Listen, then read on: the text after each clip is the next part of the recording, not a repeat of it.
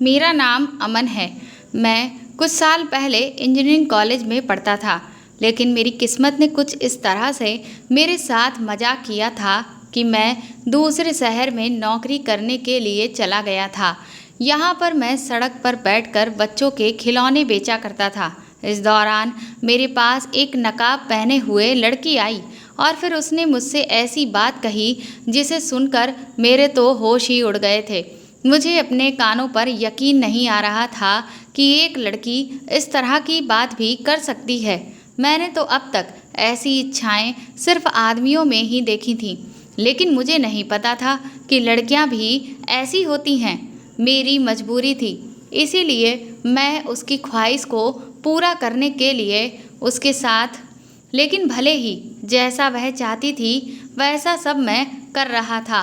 पर अभी तक मैंने उसका चेहरा नहीं देखा था। वह हमेशा मेरे सामने अपने चेहरे पर नकाब लगाए रहती थी।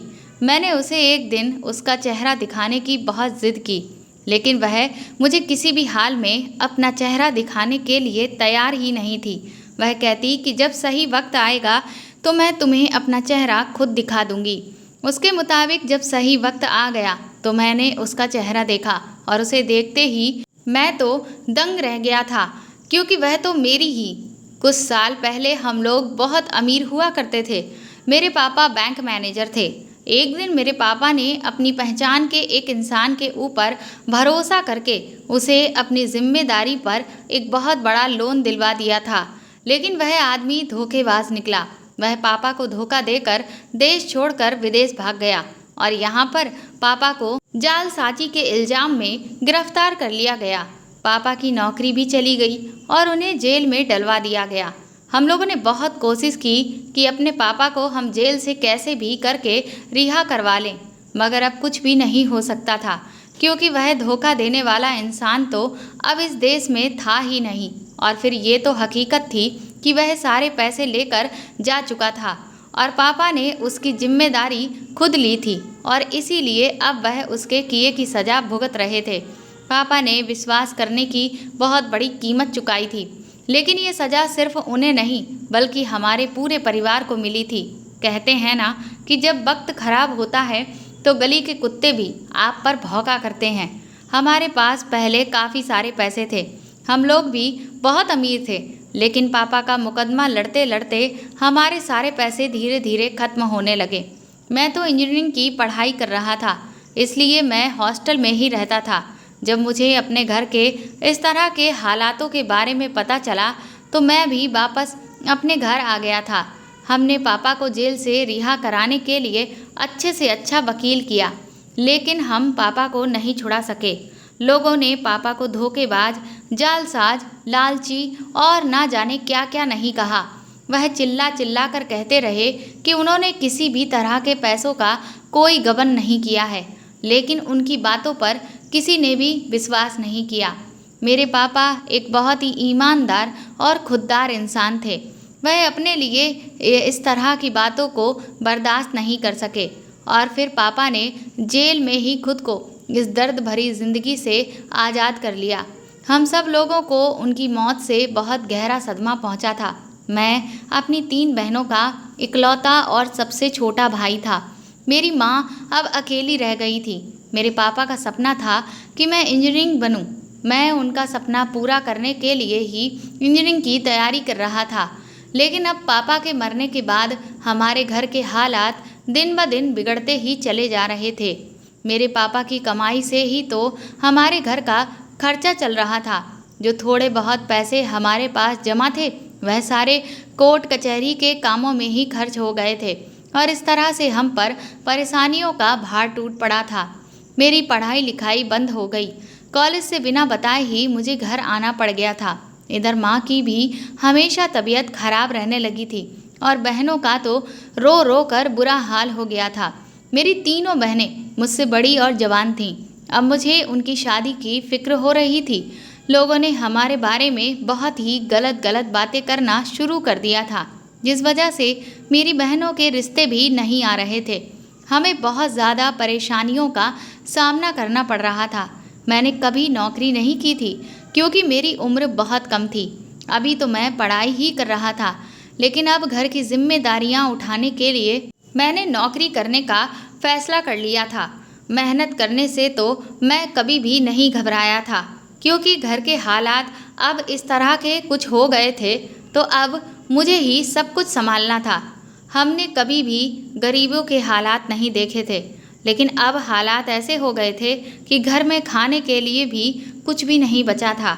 मुझे किसी भी तरह से अपने घर के हालात ठीक करने थे। अपने शहर में तो मुझे कहीं नौकरी मिल ही नहीं रही थी। फिर मैं दूसरे शहर में नौकरी करने के लिए निकल गया। वहाँ जाने के बाद भी मुझे सिवाय धक्कों के अलावा कुछ भी नहीं मिल रहा था। बड़ी मुश्किल से फिर मुझे एक होटल में वेटर की नौकरी करने का मौका मिला। मैंने इस मौके को हाथ से नहीं जाने दिया था। जिस शहर में मैं नौकरी करने के लिए आया था, ये शहर बहुत अच्छा और खूबसूरत था। यहाँ पर मैंने देखा था कि रात को काफ़ी सारे लड़के खिलौने बेचा करते थे और उनके खिलौने बिक भी जाते थे। इसीलिए फिर मैंने फैसला किया कि मैं दिन में होटल में वेटर की नौकरी कर लूँगा और रात को पार्ट टाइम में सड़क के किनारे बैठकर बच्चों के खिलौने बेच लिया करूँगा और इस तरह से मेरे पास काफ़ी सारे पैसे आ जाया करेंगे। मैं लगातार अपनी नौकरी कर रहा था। जो पैसे मुझे होटल से मिलते थे वह मैं अपने घर भेज दिया करता था और इसी शहर में मैंने एक छोटा सा कमरा भी किराए पर ले लिया था। रात को मैं जो खिलौने बेचा करता था उससे मैं खाना खा लेता था और कमरे का किराया दे देता था। इसी तरह से मेरी ज़िंदगी गुजर रही थी और मुझे यहाँ पर काम करते हुए 5 महीने हो गए थे। मुझे आज भी वह दिन याद है जब बहुत ज़्यादा गर्मी हो रही थी और मैं सड़क के किनारे बैठकर बच्चों के खिलौने बेच रहा था। आज होली का दिन था और मैं मेले में खिलौने बेच रहा था। उस दिन मेरे खिलौने खूब बिक रहे थे। आज मुझे सारी रात जागकर खिलौने बेचने थे, क्योंकि आज त्योहार का दिन था। ऐसे मौके पर खरीदारी ज़्यादा होती है, क्योंकि त्योहार के अलावा तो मेरा काम ज़्यादा अच्छा नहीं चलता था। शुरू के दिनों में मेरा काम बहुत अच्छा चल रहा था, लेकिन जब से बड़े बड़े लोगों ने बड़े बड़े मॉल से बच्चों के लिए खिलौने खरीदने शुरू कर दिए थे, तब से ही मेरा एक खिलौने वाला काम अच्छा नहीं चल रहा था और बस गरीब लोग ही थे जो हमसे खिलौने खरीद लेते थे। इधर वेटर के काम में तो मुझे सिर्फ 4 या 5 हज़ार रुपये महीना ही मिल रहा था, क्योंकि इस होटल में वेटर के काम के लिए और भी बहुत सारे लड़के रखे हुए थे। इसलिए हम लोगों को कम ही सैलरी पर रखा गया था। अगर कोई भी अपनी सैलरी बढ़ाने की बात करता है तो वह नौकरी से निकल जाने को कह देते थे। घर पैसे भेजने के बाद मेरे पास कुछ भी नहीं बचता था। मैं अपनी किस्मत से बहुत मायूस हो चुका था। कभी कभी मेहनत भी हमारी किस्मत को नहीं बदल सकती। खिलौने बेचने पर तो कमाई ना के बराबर ही हो रही थी और जिम्मेदारियां मुझे किसी भी पल चैन से रहने नहीं दे रही थीं। कभी कभी मैं सोचता था कि मैं वापस अपने शहर लौट जाऊं, लेकिन वहाँ भी मेरे लिए कुछ भी नहीं रखा था। वहाँ मैंने काफ़ी दिन नौकरी की तलाश की थी, क्योंकि मेरी गैर मौजूदगी में मेरी बड़ी बहन ने भागकर अपनी मर्जी से शादी कर ली थी। एक तो मेरे पापा के जेल जाने की वजह से लोग हमें बहुत बुरा भला कहते थे और दूसरा मेरी बहन ने भागकर हमारी इज्जत पर दाग लगा दिया था। इस वजह से मेरी बाकी की 2 बहनों का रिश्ता भी नहीं आ पा रहा था। मैं लोगों की बातें और दोनों बहनों का सामना नहीं कर सकता था, जिनकी शादी हमारे घर की इज्जत खराब होने की वजह से नहीं हो पा रही थी। मैंने सोचा कि यहीं से मेहनत करके मैं अपनी बहनों के फ्यूचर को सिक्योर कर सकता हूँ। आज मेरी होटल से छुट्टी थी, इसीलिए आज मैं सुबह ही सड़क के किनारे बैठकर खिलौने बेच रहा था और शाम के टाइम मेरे पास एक नकाब पहने हुए लड़की आई। उसके साथ में एक बच्चा भी मौजूद था। उसने मुस्कुराकर मुझे सारे खिलौने खरीद लिए। एक बार में ही मेरे सारे खिलौने बिक गए थे। अचानक ही मेरी इतनी बिक्री हो गई कि मेरे पास लगभग सारे खिलौने बिक गए। ये देखकर मैं बहुत खुश हो गया। उस लड़की ने उस बच्चे की खुशी की खातिर उसे सारे ही खिलौने दिला दिए थे, इसीलिए तो उसने सारे खिलौने खरीदे। मैं खुशी से उसे जाते हुए देख रहा था, लेकिन ये देखकर मेरी आंखें फटी की फटी रह गई थीं कि वह तो एक बहुत बड़ी सी कार में बैठकर आई थी, जिसका दरवाज़ा ड्राइवर ने खोला था। ये ज़रूर किसी अमीर बाप की बेटी थी, लेकिन मैं ये सोचकर परेशान हो रहा था कि इस लड़की को मुझसे ही खिलौने खरीदने की ज़रूरत क्या थी। वह चाहती तो किसी बड़ी दुकान से भी जाकर खिलौने खरीद सकती थी। जो भी था, मैं तो अपनी कमाई होने पर बहुत खुश हो रहा था, क्योंकि आज की छुट्टी का सारा प्रॉफिट मुझे मिल गया था। मेरी छुट्टी बेकार में नहीं गई थी, बल्कि मैं इतना प्रॉफिट कमा लिया था कि मेरे एक हफ्ते के खर्चे के पैसे आ गए थे। लेकिन शायद मुझे खुशियाँ रास नहीं आई थीं, क्योंकि जब मैं थका हारा अपने घर पहुँचा, तब वहाँ मकान मालिक मेरे कमरे पर आया। मकान मालिक ने मुझे बताया कि तुम्हारे घर से फ़ोन आया था। दरअसल मेरा मोबाइल ख़राब हो गया था। मैं घर वालों को मकान मालिक का नंबर दे दिया था। कभी कभी मेरी माँ या बहन मेरा नंबर ना लगने पर मेरे मकान मालिक को ही फ़ोन कर लिया करती थी। आज घर से फ़ोन आने की बात सुनकर मैं तो बड़ा ही परेशान हो गया था और मकान मालिक से पूछने लगा कि मेरे घर पर सब कुछ ठीक तो है ना। लेकिन उन्होंने तो मुझे कुछ बताए बिना ही मेरे घर का नंबर डायल करके मुझे दे दिया था। और दूसरी तरफ फ़ोन मेरी बहन ने उठाया। मेरी आवाज़ सुनते ही वह बहुत रोने लगी। उसकी रोती हुई आवाज़ सुनकर मैं भी बहुत परेशान हो गया और मेरी जान निकल गई थी, क्योंकि मैं अपने घर का अकेला ही सहारा था और पता नहीं मेरे पीछे वहाँ घर में क्या हो रहा था। फिर मेरी बहन ने मुझे एक ऐसी खबर सुनाई जिसे सुनकर मेरा दिल दहल कर रह गया था। मैं पहले ही बहुत ज़्यादा परेशान था। बहन की ये बात सुनकर तो मेरी सांसें ही अटक गई थीं। मैंने अपनी दीदी को तसल्ली दी, जबकि सच तो ये था कि मैं खुद भी इस खबर को सुनने के बाद बुरी तरह से टूट गया था। एक के बाद एक परेशानियों का पहाड़ मुझ पर टूटता ही चला जा रहा था। मैंने अपनी बहन से कहा कि तुम परेशान मत हो, मैं जल्द से जल्द कोई ना कोई बंदोबस्त कर लूँगा और फिर सब कुछ ठीक हो जाएगा। बहन से बात करने के बाद मैंने फ़ोन बंद कर दिया था। मैं बुरी तरह से रोने लगा। कमरे में मौजूद मकान मालिक भी मुझे तसल्ली देने लगे थे। मेरी दीदी ने मुझे बताया कि माँ की अचानक बहुत तबीयत खराब हो गई थी और जब माँ को हम लोगों ने डॉक्टर को दिखाया तो डॉक्टर ने बताया कि माँ को कैंसर हो गया है। दीदी ने कहा कि माँ के इलाज के लिए तुम्हें अब पैसे भेजने होंगे। मुझे अब माँ के इलाज के लिए लगभग 70,000 रुपयों की ज़रूरत थी। मुझे जल्द से जल्द इतनी बड़ी रकम चाहिए थी, लेकिन अब सबसे बड़ा सवाल ये था कि मुझ जैसे एक मज़दूर लड़के को इतने ज़्यादा पैसे कहाँ से मिल सकते थे। मैंने सोचा कि मैं अपने होटल के मालिक से बात करके देखता हूँ और खिलौनों को भी रोज़ रात को मन लगाकर और मेहनत से बेचूंगा, फिर चाहे मुझे उसके लिए सारी रात ही क्यों ना जागना पड़े। ये सब जानने के बाद वह रात मेरी बहुत ही मुश्किल से गुजरी थी। मैं अपने घर वालों से दूर था। मुझे सारी रात अपनी माँ की बहुत फिक्र होती रहती थी। सुबह हुई तो मैं फ़ौरन ही अपनी माँ से मिलने के लिए घर पहुँच गया। मैंने माँ को तसल्ली दी कि मैं जल्दी ही पैसे लेकर आऊँगा और उनका इलाज भी करवाऊँगा। रात तक मैं वापस अपने घर से निकलकर इसी शहर में वापस आ गया था जहाँ पर मैं नौकरी कर रहा था।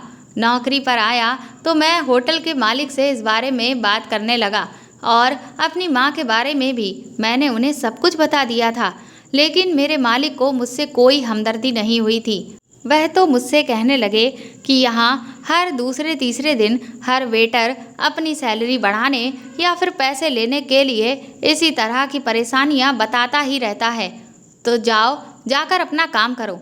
होटल के मालिक के बिहेवियर में इतना ज़्यादा गुस्सा और एटीट्यूड भरा हुआ था कि मेरी आंखों से आंसू निकलने लगे थे, जबकि मैंने ना ही उनसे कोई झूठ कहा था और ना ही मैंने उनसे कोई भीख मांगी थी। मुझे तो बस कुछ पैसे उधार चाहिए थे जो मैं हर महीने अपनी सैलरी से थोड़ा थोड़ा करके उनको लौटा देता, लेकिन शायद उनके सीने में दिल ही नहीं था। नौकरी का टाइम पूरा करके मैं खिलौने बेचने के लिए सड़क के किनारे बैठ गया। मुझे वहाँ पर बैठे हुए अभी कुछ देर ही गुजरी थी कि तभी वही नकाब वाली लड़की दोबारा से वहाँ मेरे पास खिलौने खरीदने के लिए आ गई थी। उसने एक बार फिर से मुझे लगभग मेरे पास मौजूद सारे ही खिलौने खरीद लिए थे। उसके साथ आज भी वही बच्चा मौजूद था जिसे वह पहले लेकर आया करती थी। मैं अपनी इस बिक्री पर बहुत खुश भी हुआ और साथ ही इस बात पर हैरान भी था कि वह लड़की इतनी ज़्यादा खिलौनों का आखिर करती क्या है, जबकि एक बच्चा तो लगभग 3 या 4 खिलौने से ही तो खेल सकता है। इतने ज़्यादा तो वह खिलौनों से खेल भी नहीं सकता। लेकिन वह तो सारे के सारे ही खिलौने अपनी गाड़ी की डिग्गी में रख लिया करती थी। शायद उसके घर में और भी ज़्यादा बच्चे होंगे, तभी वह उनके लिए सारे खिलौने ले जाती होगी। मुझे इस बात से क्या मतलब था। मैंने उसकी तरफ ध्यान न देते हुए जल्दी से उससे पैसे ले लिए और अपने प्रॉफिट के पैसे मैं गिनने लगा। दूसरे दिन फिर से वही लड़की मेरे पास आई और उस दिन भी उसकी वजह से मुझे अच्छा खासा प्रॉफिट हुआ था। मेरे लिए तो वह किसी भगवान से कम नहीं थी। उसी तरह से दिन गुजर रहे थे। वह लड़की हर दूसरे तीसरे दिन मेरे पास पाबंदी से उस बच्चों के साथ आने लगी थी, लेकिन वह लड़की हर बार अपना चेहरा छुपाकर ही आती थी और मुझसे खिलौने खरीदकर मुझे अपनी रकम से ज़्यादा भी पैसे दे जाती थी। इधर मेरे पास घर से भी बार बार फ़ोन आ रहा था। कभी मेरी बहन कहती कि वापस आ जाओ, कभी वह कहती कि पैसे भिजवा दो, क्योंकि वह खुद भी माँ की तबीयत देख देख कर बहुत ज़्यादा परेशान हो गई थी और इसीलिए वो समझ नहीं पा रही थी कि अब उसे आखिर करना क्या चाहिए। मैंने यही सोचा था कि अगर मुझे हर दिन इसी तरह से प्रॉफिट होने लगा तो मैं अपनी माँ के इलाज के लिए जल्द ही पैसे जमा कर लूँगा और फिर मैं उसके बाद घर वापस चला जाऊँगा। लेकिन ये लड़की अब बीच में काफ़ी दिनों से मेरे पास खिलौने खरीदने आ ही नहीं रही थी। मैं काफ़ी दिन से उस लड़की का इंतज़ार कर रहा था। वैसे तो वह हर दिन आ जाया करती थी, लेकिन अब जब से मुझे उसकी ज़रूरत थी वह लड़की आ ही नहीं रही थी। 70,000 रुपये मुझे अपनी माँ के इलाज के लिए चाहिए थे और ये मेरे लिए बहुत बड़ी रकम थी। काफ़ी दिनों के बाद वह लड़की मेरे पास जब खिलौने खरीदने आई तो मेरी उम्मीद एक बार फिर से जागने लगी थी। उसने मेरे सारे खिलौने खरीद लिए, बल्कि हैरान कर देने वाली बात ये थी कि उसने मुझे काम का भी ऑफ़र दिया था।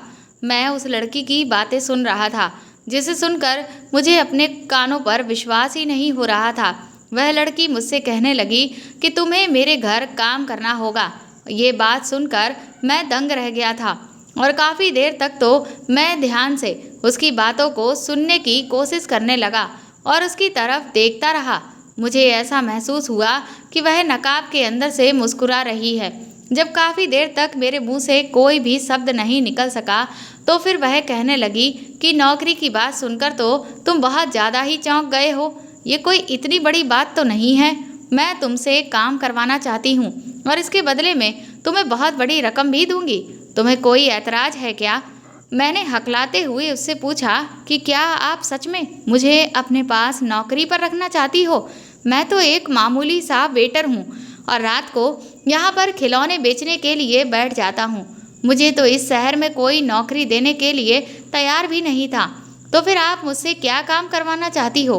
वह कहने लगी, बस ये समझ लो कि मैं भी तुम्हें नौकरी ही दूंगी और तुम्हें हर महीने नौकरी करने के बदले में 30,000 रुपये दिया करूँगी। उसके मुंह से ये बात सुनकर तो मैं और भी ज़्यादा खुश हो गया था। मैंने कहा, क्या सच में आप मुझे हर महीने 30,000 रुपये दिया करेंगी?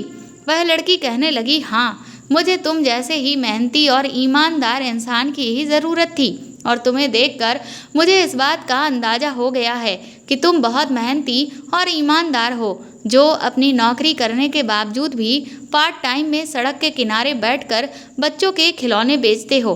तुम मेरे काम के लिए ही बने हुए हो। तुम मेरे साथ चलो, मैं तुम्हारे रहने का बंदोबस्त भी कर दूंगी और तुम्हारी सारी परेशानियां भी हल हो जाएंगी। बस मेरे साथ हमेशा मेहनत और ईमानदारी से काम करना। मैं जैसा कहूँ वैसा ही करते रहना। हर महीने 30,000 रुपये का सुनकर तो मुझे यकीन हो गया था कि वह मुझसे कोई गैर कानूनी काम करवाना चाहती है। इसीलिए मैंने फिर थोड़ा सोचकर उसे साफ शब्दों में कहा कि देखिए, मैं शरीफ लड़का हूँ और सिर्फ मेहनत से ही कमाता हूँ। मैं कोई भी गैर कानूनी काम नहीं करना चाहता। अगर एक बार मुझे वेटर की नौकरी से निकाल दिया गया तो मेरे पास जो नौकरी है वह भी मेरे हाथ से चली जाएगी। मेरी ये बात सुनकर वह लड़की हंस पड़ी और कहने लगी, अरे मैं तुमसे कोई गैर कानूनी काम नहीं करवाऊंगी। मैं भी एक शरीफ परिवार की ही रहने वाली लड़की हूँ। मैंने अब इस शहर में अपना बचपन गुजारा है और यहाँ के सभी लोग मुझे अच्छे से जानते हैं। अगर ऐसी कोई भी बात होगी तो सबसे पहले तो मैं ही पकड़ी जाऊंगी। इसीलिए तुम बेफिक्र रहो। मैंने तुमसे ऐसा वैसा कोई काम नहीं करवाऊंगी जो गैर कानूनी हो। उसकी ये बात सुनकर मैंने उससे फिर से पूछा कि तो फिर आप मुझसे क्या काम करवाना चाहती हैं? तो वह मुझसे कहने लगी कि वो तो तुम्हें मेरे घर चलकर मैं बाद में समझा दूंगी, लेकिन मेरा यकीन करो कि मैं तुमसे कोई भी ऐसा वैसा काम नहीं करवाऊंगी जिससे तुम किसी मुसीबत में पड़ो। उसकी ये बात सुनकर मुझे थोड़ी तसल्ली हुई थी। फिर मैंने सोचा कि शायद कोई बहुत ज़्यादा मेहनत वाला काम है, वरना 30,000 रुपये महीना तो बड़ी बड़ी कंपनियों में नौकरी करने पर ही मिलता है। उसके जैसे मजदूर को तो 10,000 रुपये ही मिल जाएं, यही बहुत बड़ी बात है। मैं अपनी सोच में अभी गुम था कि तभी वह लड़की मुझसे कहने लगी कि तुम सोचने में इतना टाइम क्यों लगा रहे हो? बताओ, फिर तुम कब से मेरे पास नौकरी करने के लिए आ रहे हो? जब तुम्हें नौकरी करनी ही है तो फिर इसमें इतना सोचने की ज़रूरत क्या है? बस वही करना जो मैं तुमसे कहती जाऊं, और तुम्हें बस हर महीने 30,000 रुपये दे दिया करूंगी। बाकी तुम्हें और भी ज़्यादा अगर पैसों की ज़रूरत हुई तो वह भी तुम्हें मिल सकते हैं। अगर तुम मेरा काम करने को राजी हो तो अभी मेरे साथ चलो और मेरी गाड़ी में बैठ जाओ। मैं कुछ देर सोचने लगा। एक तरफ अभी भी मुझे थोड़ी सी शंका हो रही थी कि ना जाने ये लड़की मुझसे ऐसा क्या काम करवाना चाहती है, लेकिन दूसरी तरफ मेरी माँ और बहनों के चेहरे मेरी आंखों के सामने बार बार आ रहे थे। और मेरी बहन ने जब मुझसे मेरी माँ की बीमारी के बारे में बताया था तो वो शब्द भी मेरे कानों में गूंज रहे थे। मुझे कुछ भी करके अपनी माँ को बचाना था। अपने पिता को तो मैं खो चुका था, लेकिन अपनी माँ का साया मैं अपने सर से उठने नहीं दे सकता था। इसीलिए फिर मैंने फ़ौरन ही ये फैसला कर लिया और मैं अपने खिलौने की टोकरी उठाकर उसकी डिग्गी में रख दी। मेरा मानना था कि किस्मत बार बार दरवाजे पर दस्तक देने नहीं आती है, और इस बार जब खुशकिस्मती दरवाजे पर खुद से ही दस्तक दे चुकी थी तो दरवाज़ा ना खोलना बहुत बड़ी बेवकूफ़ी होती। ना ही मैं मेहनत से पीछे हटने वाला इंसान था और ना ही मैं कोई कामचोर था। अगर आज मेरी इंजीनियरिंग की पढ़ाई पूरी हो गई होती तो मैं आज बहुत बड़ा इंजीनियर होता, पर शायद किस्मत को तो ये सब मंजूर ही नहीं था। मेरी किस्मत में परेशानियों से लड़ना ही लिखा हुआ था। अगर मैं इस काम को कर लेता तो 2-3 महीने में ही मेरे पास अपनी माँ के इलाज के लिए ठीक ठाक पैसे आ जाते। फिर तो सारी परेशानी ही खत्म हो जानी थी। मैं उस लड़की की बड़ी सी गाड़ी में, जो कि एयर कंडीशन थी, उसमें बैठकर ये सोच रहा था कि ये लड़की मुझसे कहीं कोई ऐसा वैसा काम ना करवा ले और मैं कहीं फंस ना जाऊं। मेरी तो कुछ भी समझ में नहीं आ रहा था। मैं सोचने लगा कि इतने सारे पैसे जब मैं अपने घर भेजूंगा तो मेरे घर वालों की खुशी का तो ठिकाना ही नहीं रहेगा। मैं गाड़ी में बैठा हुआ था और बाहर की तरफ देख रहा था कि गाड़ी तेज रफ्तार से चल रही थी। जब गाड़ी रुकी तो हम एक बहुत ही आलीशान बंगले की तरफ पहुंच गए थे। ड्राइवर ने ना सिर्फ उस लड़की के लिए दरवाज़ा खोला बल्कि मेरे लिए भी गाड़ी का दरवाज़ा खोल दिया था। ऐसा लग रहा था कि जैसे मैं ही कोई मालिक हूँ और ये लड़की मेरा हाथ पकड़कर मुझे घर के अंदर ले गई। ऐसे गई जैसे कि मुझ पर हक जता रही हो। मैं उस आलीशान बंगले को देख देख कर बहुत हैरान रह गया था, लेकिन मैं एक बात काफ़ी दिनों से नोटिस कर रहा था कि ये लड़की जब भी मुझसे मिलती थी तो इसका चेहरा हमेशा छुपा हुआ ही होता था। ये अपना चेहरा ही नहीं दिखाती थी। मुझे लगा कि शायद ये अभी अपने घर में आ गई है तो अपना चेहरा खोल देगी, मगर इसने अपने घर में आने के बावजूद भी मुझे अपनी शक्ल नहीं दिखाई थी। उसने मुझे बैठने के लिए कहा। फिर उसने नौकरानी को आवाज़ लगाई और कहने लगी कि साहब को उनका कमरा दिखा दो, आज से ये हमारे घर में ही रहेंगे। मैं इस लड़की से घबराते हुए कहने लगा, पहले आप मुझे मेरा काम तो बता दो कि आखिर मुझे करना क्या है।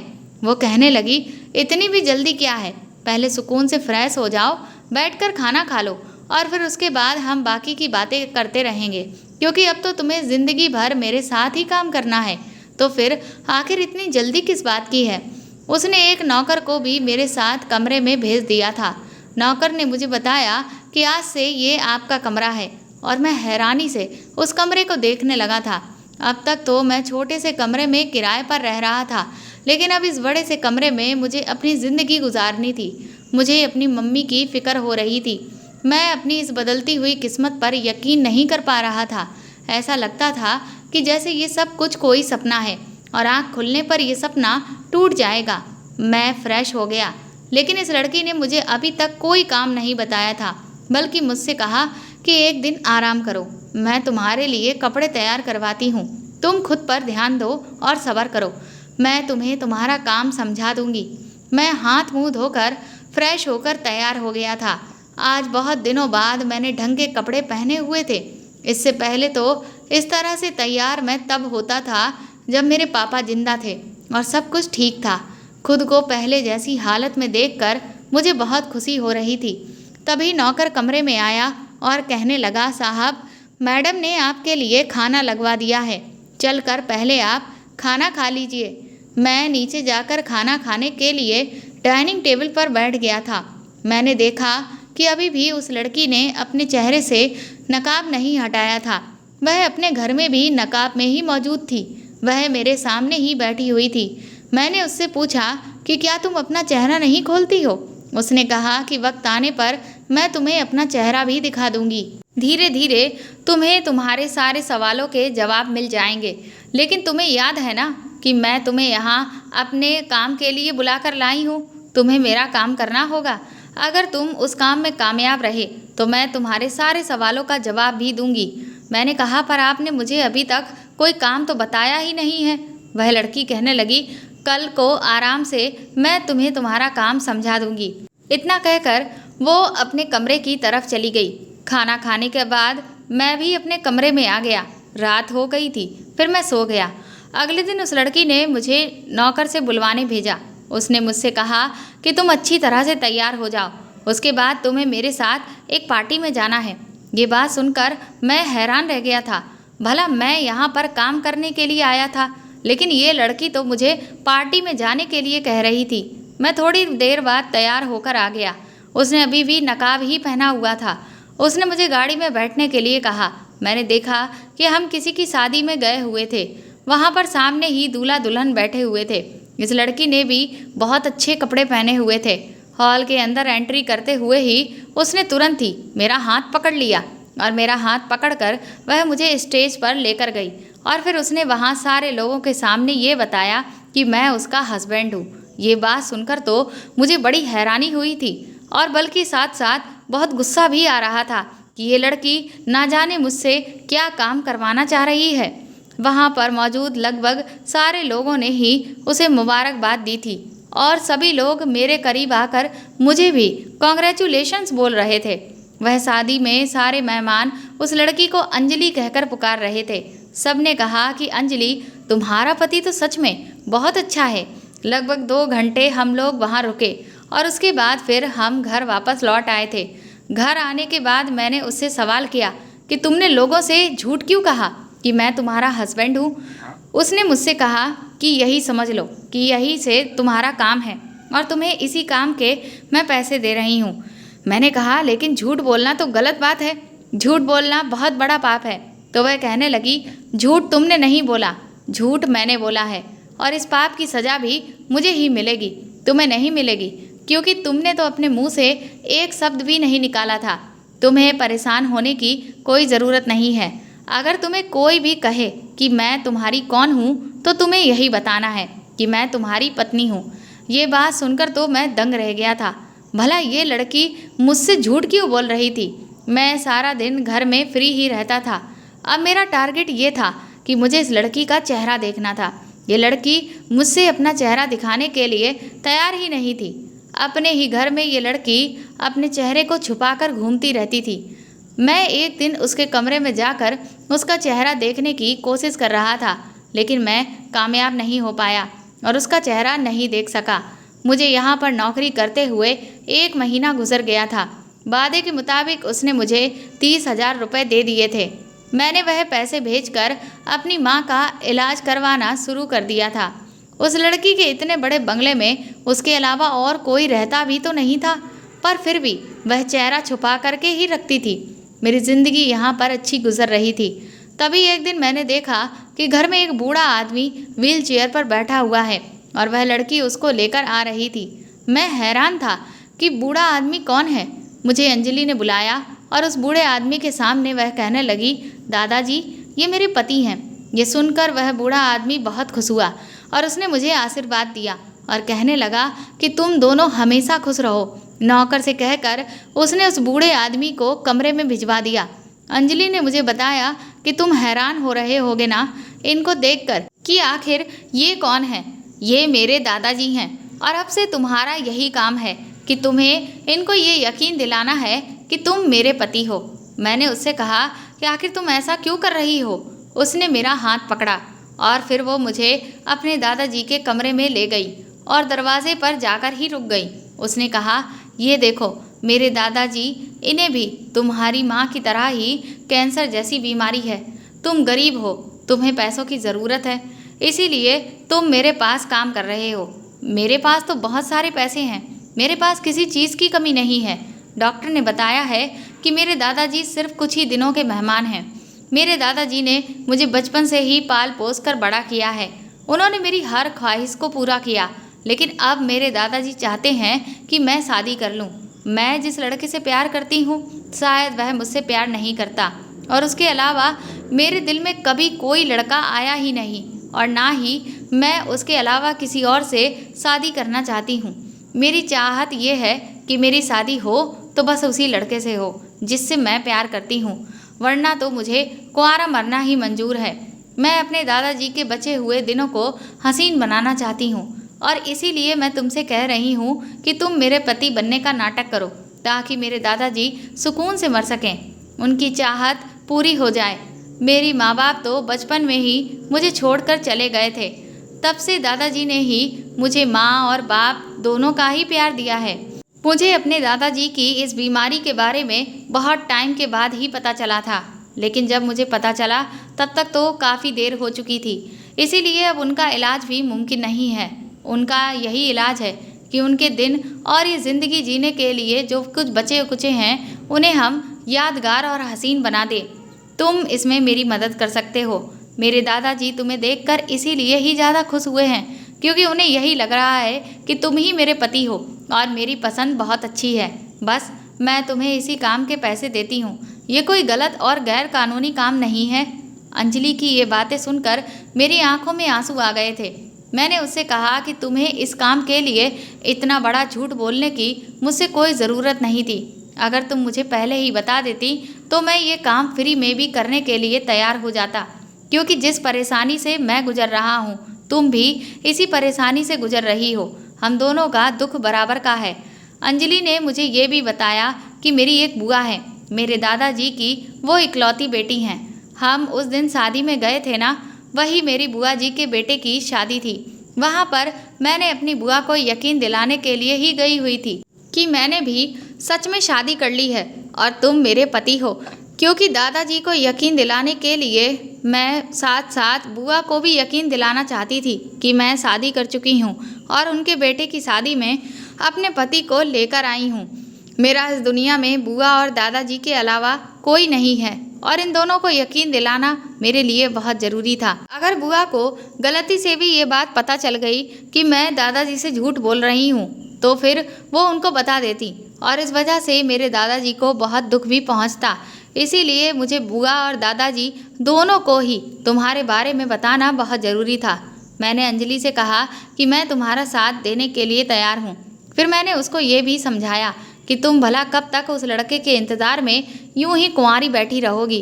अंजलि ने कहा, जब तक उसे मेरे प्यार का एहसास नहीं हो जाता शायद तब तक मैं उसका इंतज़ार यूं ही करती रहूँगी। मैंने उस लड़के के बारे में अंजलि से पूछा कि वह कहाँ है और कैसा है, तो अंजलि ने कहा कि वह लड़का बिल्कुल ठीक है, बस थोड़ी परेशानियों में उलझा हुआ है। जब तक वह अपनी परेशानियों से बाहर नहीं निकलता तब तक उसे मैं और मेरी मोहब्बत कभी दिखाई नहीं देगी। मैंने और अंजलि ने उसके दादाजी के सामने झूठी मूठी एक्टिंग करना शुरू कर दिया था, जिससे उसके दादाजी को यही लग रहा था कि अंजलि और मेरी सच में ही शादी हो गई है। इधर मैं अपने घर पर भी पैसे भेज रहा था, लेकिन मैं अभी भी अंजलि का चेहरा देखने के लिए बहुत ज़्यादा बेकरार था। वह मेरे सामने ही क्या, किसी के सामने भी अपना चेहरा नहीं खोलती थी। अंजलि एक बहुत अमीर लड़की थी। और उसके पास इतनी सारी दौलत थी कि वह अगर चाहती तो अपनी ज़िंदगी को अपने हिसाब से भी जी सकती थी। लेकिन उसकी ज़िंदगी बड़ी ही सादी और सिंपल थी। उसके साथ जो बच्चा मुझसे खिलौने लेने के लिए आया करता था, वह भी उसके घर के नौकर का बेटा था। वह अपने घर के नौकरों से बहुत प्यार करती थी और तो और वह हमेशा उन गरीबों की मदद किया करती थी। मुझे अंजलि के घर नौकरी करते हुए 3 महीने गुजर गए थे। हर महीने मैं अपने घर पर ढेर सारे पैसे भेज देता था। मेरी बहन मेरी माँ का इलाज करवा रही थी। उनका कहना था कि माँ का ऑपरेशन होना है। मैं अंजलि से बात करके अपनी माँ के ऑपरेशन के लिए पैसे भी भेज दिए थे। फिर एक दिन मेरी बहन की कॉल आई। उसने कहा कि 2 दिन बाद माँ का ऑपरेशन है, तुम्हें माँ के ऑपरेशन के लिए घर आना पड़ेगा। इस टाइम पर हम दोनों बहनें अकेले नहीं रह सकती हैं, हमें तुम्हारे साथ की ज़रूरत है। मैंने अंजलि से इस बारे में बात की तो उसने कहा कि तुम यहाँ से नहीं जा सकते हो। अगर तुम यहाँ से चले गए तो इधर मेरे दादाजी को शक हो जाएगा। मैंने अंजलि से कहा कि तुम अपने दादाजी को कोई भी बहाना बना देना कि मैं किसी काम से दूसरे शहर गया हुआ हूँ। अंजलि कहने लगी, ऐसा नहीं हो सकता।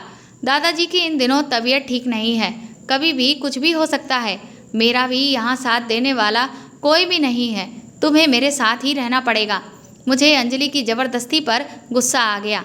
मैंने उससे कहा, भला तुम मुझ पर इतनी ज़ोर ज़बरदस्ती नहीं कर सकती, क्योंकि भले ही मैं तुम्हारा काम करता हूँ तब जाकर तुम मुझे पैसे देती हो। मेरी माँ का ऑपरेशन होना है।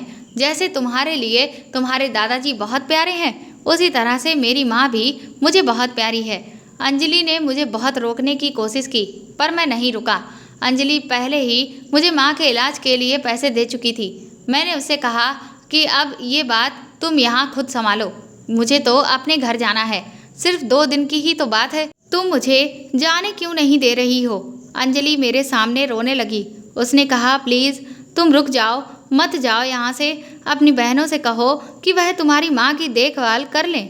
तुम्हें जितने पैसों की ज़रूरत है मैं तुम्हारे घर भेजने के लिए तैयार हूँ, लेकिन तुम बस मुझे छोड़कर मत जाओ। मुझे मेरी माँ की बहुत याद आ रही थी। मैंने अंजलि को बहुत समझाया, पर जब वो नहीं समझी तो मैं उसे छोड़कर अपनी माँ का ऑपरेशन करवाने के लिए चला गया था। इधर मेरी माँ का ऑपरेशन सक्सेसफुल रहा। अंजलि के पैसों से मेरी बहुत मदद हुई थी। जब 2 दिन गुजर गए तो मुझे लगा कि अब मुझे अंजलि के घर चले जाना चाहिए। मैं जब उसके घर गया तो ये देखकर हैरान रह गया कि उसके घर पर तो बहुत सारी भीड़ जमा थी। वहाँ सारे लोग ज़ोर ज़ोर से रो रहे थे और चारों तरफ कोहराम सा मचा हुआ था। मैं जैसे ही घर के अंदर गया, ये देखकर मैं हैरान रह गया कि अंजलि के दादाजी की मौत हो गई थी और दादाजी के पास ही सफ़ेद कपड़े पहने हुए एक मासूम सी लड़की बैठी हुई थी, जो पूरी तरह से रो रही थी और ज़ोर ज़ोर से चिल्ला रही थी, दादाजी दादाजी। इसकी आवाज़ मेरे पहचानने में आई तो ये देखकर मेरे होश उड़ गए कि वह लड़की कोई और नहीं बल्कि वह तो मेरी क्लास में ही थी। कुछ सालों पहले जब मैं इंजीनियरिंग कॉलेज में पढ़ता था तो ये लड़की भी मेरे साथ ही पढ़ रही थी। मुझे आज भी वह दिन याद है जब उसे कुछ कॉलेज के लड़के बहुत ज़्यादा परेशान कर रहे थे। उसने मुझसे तब मदद मांगी थी, लेकिन मुझे हमेशा मेरे घर वाले यही समझाते थे कि तुम्हें अपने काम से काम ही रखना है। उसने उस वक्त मुझसे बहुत मदद मांगी पर मैंने उसकी मदद नहीं की, क्योंकि मैं कॉलेज में भी नया नया था और मेरा पहला ही साल था। उस दिन के बाद ये लड़की मुझे दोबारा कभी नज़र ही नहीं आई, लेकिन आज इसे अपनी आंखों के सामने देखकर मुझे अपनी आंखों पर विश्वास ही नहीं हो रहा था। लेकिन उसकी आवाज़ बिल्कुल अंजलि से मिल रही थी। काफ़ी देर तक तो मैं सोच विचार करता रहा। थोड़ी देर के बाद मुझे ये बात समझ आ गई कि वह लड़की वही लड़की है जो मेरी क्लास में थी। शायद आज भी उसे मेरी मदद की ज़रूरत थी और मैं उसकी मदद नहीं की। ये सोचकर मुझे बेहद अफसोस हो रहा था। अंजलि के दादाजी का अंतिम संस्कार हो गया।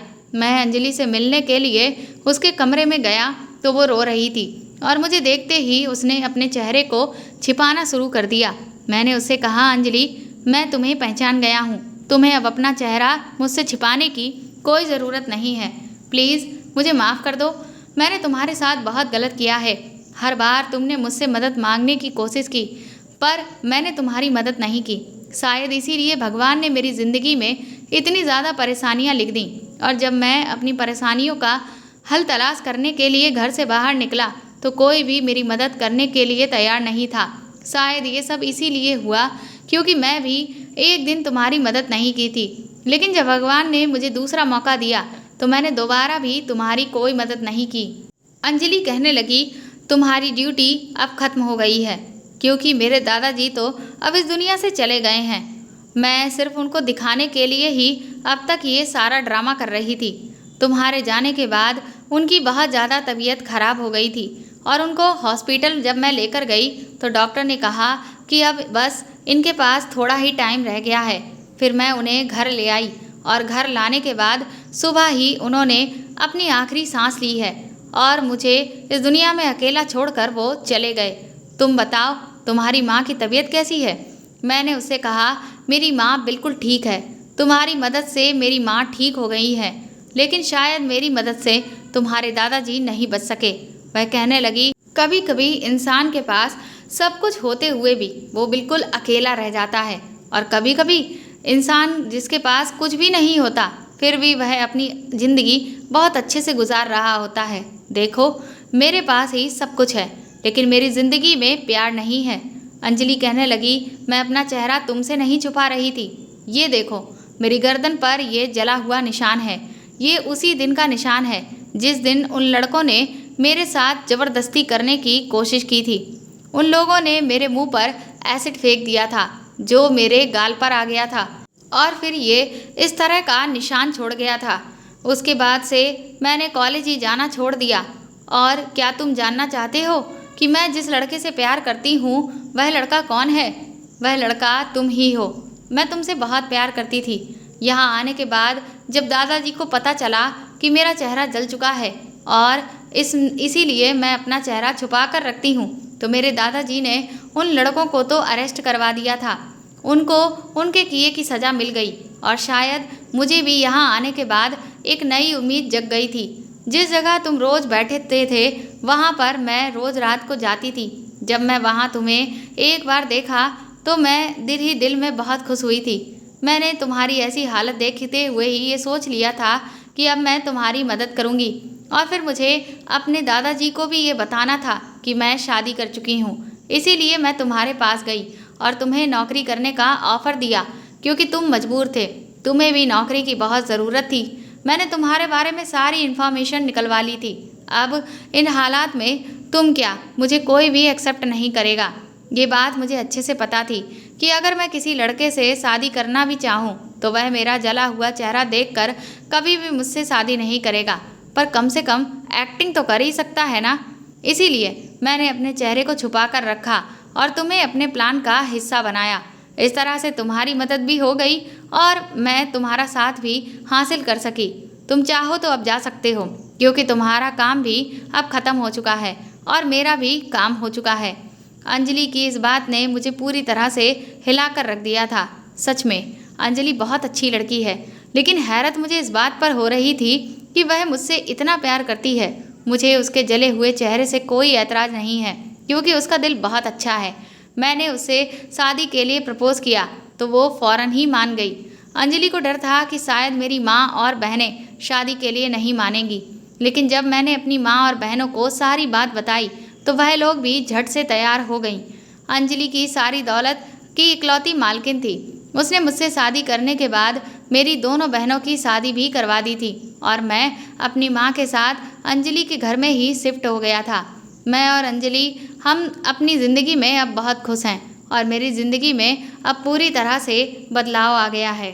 तो दोस्तों, आपको ये कहानी कैसी लगी हमें कमेंट करके ज़रूर बताएं और प्लीज़ इस कहानी को ज़्यादा से ज़्यादा शेयर और लाइक करके मेरे चैनल को सपोर्ट करें। साथ ही अगर आप चाहें तो मुझे सुपर थैंक्स भी खरीद कर दे सकते हैं। सुपर थैंक्स का ऑप्शन आपको इस वीडियो के नीचे दिए हुए सभी ऑप्शंस में दिख जाएगा, जो कि हार्ट शेप में बने हुए डॉलर के साइन के तौर पर है। और अगर आप मेरे चैनल पर नए हैं तो सब्सक्राइब करके बेल आइकन को ज़रूर दबा दीजिएगा ताकि आगे भी मैं आपको ऐसी ही अच्छी कहानियाँ सुनाती रहूँ।